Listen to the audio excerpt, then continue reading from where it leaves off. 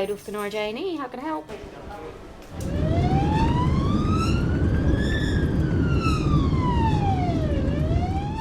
For every patient coming into the emergency department, we know we have a highly skilled and motivated team that want to give the very best care to our patients. I always wanted to be a nurse since I was a little girl, but I think that's from childhood experience in hospitals, and I guess it's seeing that role model of a nurse treating your loved one and thinking I could be that person one day.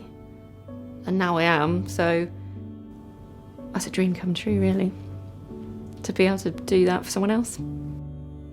A varied role as a band 3. Get involved with many different types of things as you'd expect.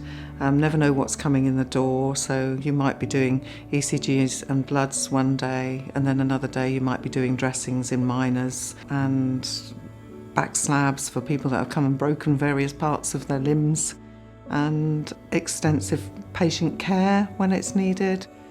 Generally assisting the nurses and the doctors in whatever comes through the door. We all have different skills at different levels, and we all seem to balance each other out. I worked across medicine at the trust for like 14 years. Then I've got slowly moved over to ED, but now I like my ED. My colleagues are very welcoming, which is one reason I keep staying in ED, and also the variety of patients that you come across, all sort of patients that you can deal with them in the emergency situation, you can help them out. This department especially has supported me a lot. I started as a band 2 HCA, then I sort of worked up to a 3, and then I did my foundation degree and then the nurse top-up. And they supported me throughout with all of that. I wanted to develop myself and kind of like start working up and just have more opportunity, like now and sort of in the future. Really well supported, and you're encouraged to go for roles, as part of your PDP.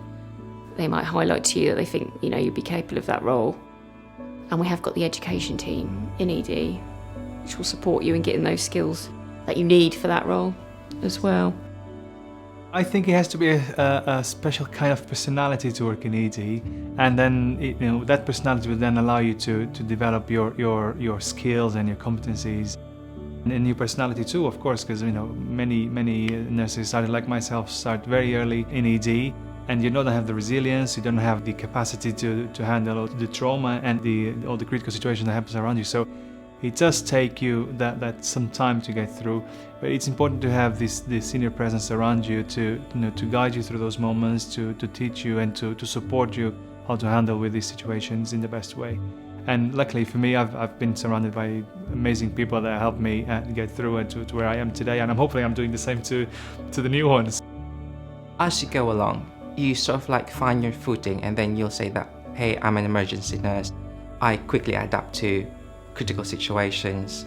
I do not panic in chaos. I remain calm. I think that's what will make you an ED nurse. Working in ED, it always boils down to teamwork and knowing what is your role in the department, which everyone has its own role, and that is very important. There's no small role, there's no big role. We're all equal and we're all doing the same things. Always have a smile. Put a smile on your face, even though it can be really, really busy at times and it can be under pressure. But it's a great team and you all keep each other going. It's a really, really good atmosphere to work within. The different cases you get in, it's a real buzz, especially if you see the air ambulance coming in and you're working your shifts in resus. Yeah, it's very rewarding.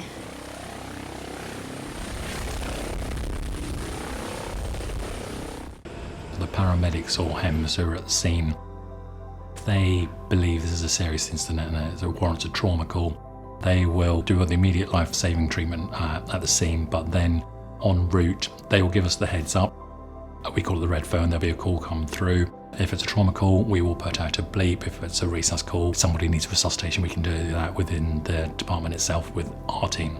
The trauma call goes out to key players around the trust, the orthopaedic surgeons, the anaesthetists, the surgeons, and any extra help we require. So the site team and myself are alerted when these are coming in so we can prepare resus for the anticipated trauma.